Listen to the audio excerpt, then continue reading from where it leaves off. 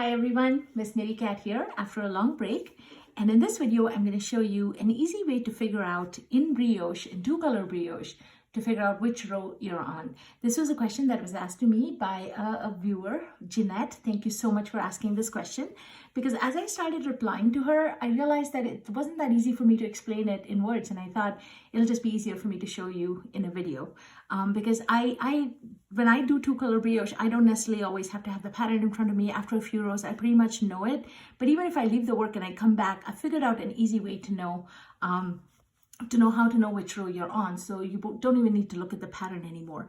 And some of you may already know this, but for those of you who don't, hopefully this video will help you. Now, if you've stumbled across this video and have never done brioche, then I would highly recommend going back and looking at my 1 and 2 color brioche videos.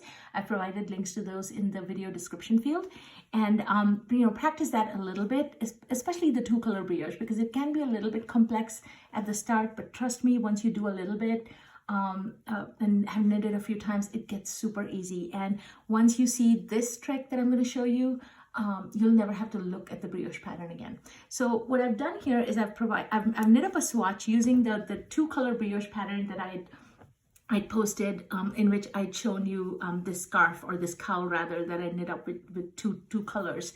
I essentially kept changing the 2 colors, and but it's the same exact pattern. So I have just knit up a few rows with that pattern, and I've used these 2 colors here for this demo. So I'm going to consider this pink color my dark color, and this green color my light color. Now, just a couple tips about brioche. So I'm not going to show you how to knit 2 color brioche in this. So if you're watching this, you already know how to do that. And so you'll know that we knit brioche with double pointed needles, 2 color brioche. And the reason is because you essentially knit the same side. You knit it with one color, and then facing the same side, you have to knit it again with the second color, which means after you knit one row, you have to bring the stitches all the way to the other end, knit it again. And it's only when your yarns, both working yarns, are at the same end, that's when you turn your work, right? So let's say I had this project and I came back to it after a while and have no clue where I stopped, which row I should do next. Now, if you look at the stitches in brioche, your stitches are always alternating. You have these single stitches, and then you have these double stitches, right? These stitches that have both yarns in them.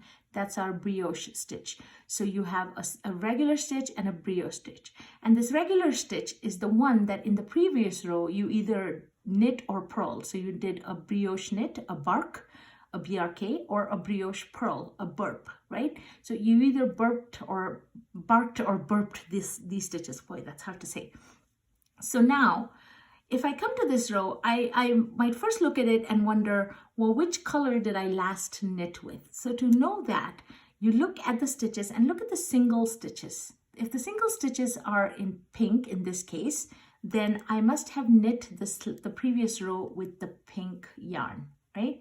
Which means now I need to knit with the light yarn, the green yarn, because you always keep switching yarns back and forth, right?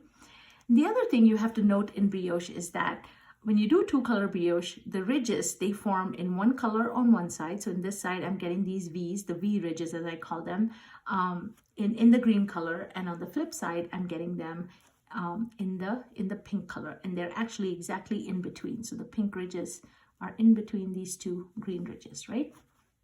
So now that I know that, okay, I just finished with the pink, which means I need to start with the green. Now for this pattern, the only difference that I'm doing is the first and last stitches. I'm just knitting them all the time when I'm on a green row. Okay, so now I know I need to start with the green. I'm going to go ahead and knit that first stitch. And in brioche, what we're doing is in every row, when you have a single stitch, we are creating a brioche stitch for the next row by bringing the yarn forward and slipping the stitch. And then when we come to a brioche stitch, we're either barking or burping, right? So in this case, then my next stitch is a single stitch. So I know that I just need to slip it. So with the yarn in the front, I'm going to slip the stitch, right? Now comes the tricky part. I need to know, should I do a bark or a burp in this next brioche stitch? So looking at it, I can tell that this is a knit stitch. You can see that the V's have formed on this side, and the little bumps, the purl bumps, have formed on the other side, right? So we know that that's a knit stitch, which means I have to do a brioche knit or a bark. So I'm going to insert the needle. My yarn is in the front. Notice that as I'm doing the brioche, or as I'm doing the bark, I'm creating the brioche stitch right here for the next row, right?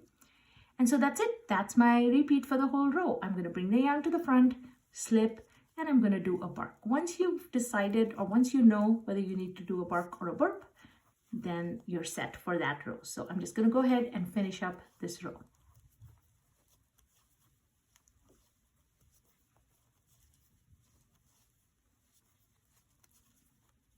And I've come to the last stitch. In the last stitch, I'm going to slip that stitch, and then I'm going to knit my final stitch here.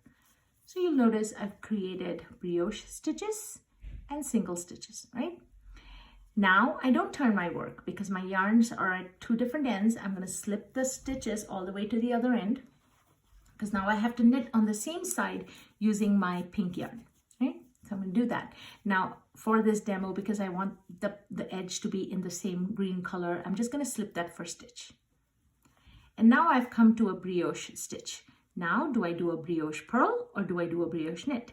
Again, looking at it, I can see that the V's are on this side, right? And the purl bumps are on this side, which means this is a purl stitch.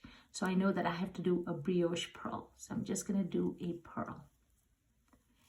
Then my yarn is already in the front. I'm going to slip this stitch. To be able to get that brioche stitch for the next row, I'm going to have to bring the yarn all the way around. And that's it. That's going to be my repeat for this row. I do a brioche purl. Yarn is already in the front. Slip. Bring the yarn around to do the brioche purl. And we're just going to finish up that row. See how simple that is? So once you know whether you need to do a brioche knit or a brioche purl, that's it. You're set for that row.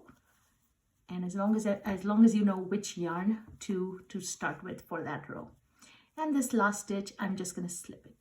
Okay, now both my yarns are at the same end, which means I have to turn my work. And now I just finished with a green row, so now I know I need to start with a pink row, right? Or rather, I just finished with a pink row, which means now I need to start with a green row.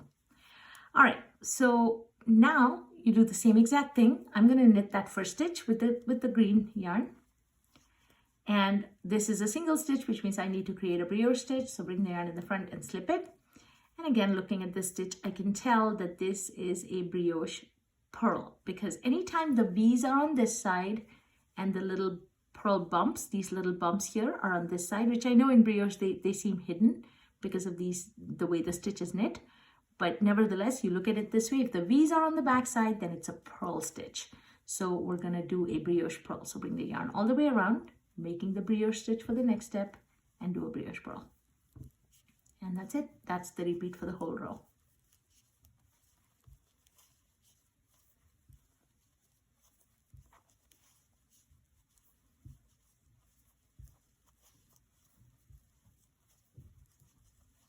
And I've come to the last stitch.